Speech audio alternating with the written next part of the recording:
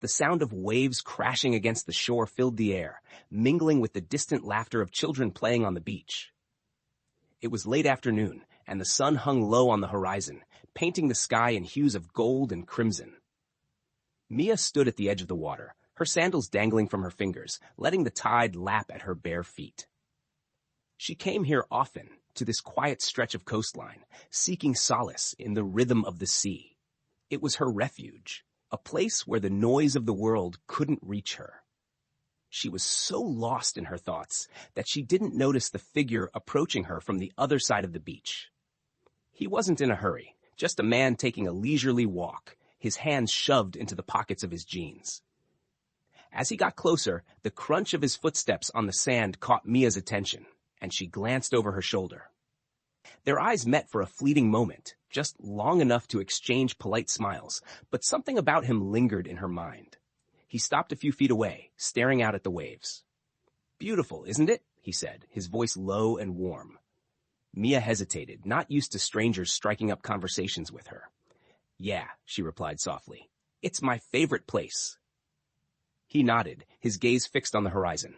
"Mine too. I've been coming here every summer since I was a kid. There's something about the ocean, you know? It reminds you how small you are." Mia looked at him more closely then. His dark hair was slightly disheveled, and his face had a rugged quality, like someone who spent a lot of time outdoors. There was a calmness about him, as though he carried no rush, no urgency, only an openness to the moment. She found herself speaking before she even realized it.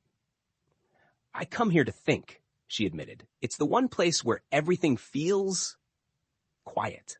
He turned to look at her, his expression thoughtful. "That's a good way to put it. Life gets loud, doesn't it?" Mia smiled faintly. "Louder than I'd like sometimes." The man extended his hand. "I'm Liam, by the way." She hesitated for only a second before shaking his hand. Mia. That was how it began. An encounter so ordinary, yet the kind that would eventually shape the rest of their lives.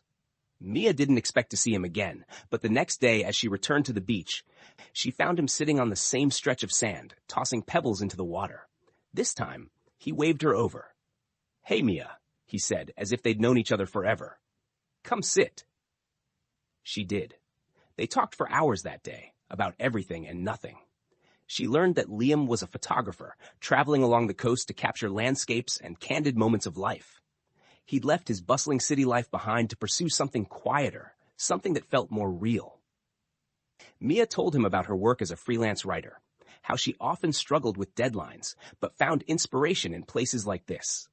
By the end of the week, they had become friends. They met on the beach every afternoon, sharing stories, teasing each other, and laughing like old companions. Liam had an easy way of drawing Mia out of her shell, and she found herself opening up in ways she never had before. She told him about her childhood, her fears, and the heartbreaks she rarely spoke of. He listened without judgment, his presence steady and reassuring. As the weeks turned into months, their friendship deepened. They began spending time together outside the beach, exploring nearby towns, hiking through trails, and even cooking meals in Mia's tiny apartment. Liam's presence became a constant in her life, and she couldn't imagine her days without him. One evening, as they sat on the beach watching the sunset, Liam turned to her, his expression uncharacteristically serious. "Mia," he said, his voice soft, "have you ever felt like you've been waiting for something, but you didn't know what it was until you found it?" She looked at him, her heart suddenly racing.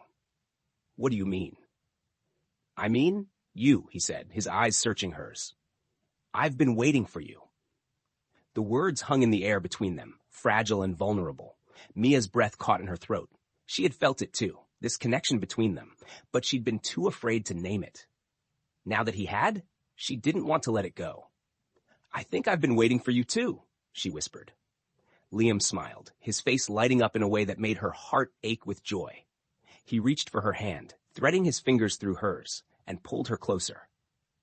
When their lips met, it felt like the culmination of every unspoken word, every shared glance, every laugh they'd exchanged.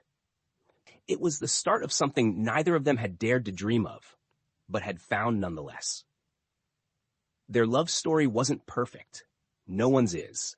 They argued about silly things, like which trail to hike, or who was worse at remembering to do the dishes. But those moments were always outweighed by the joy they found in each other's company.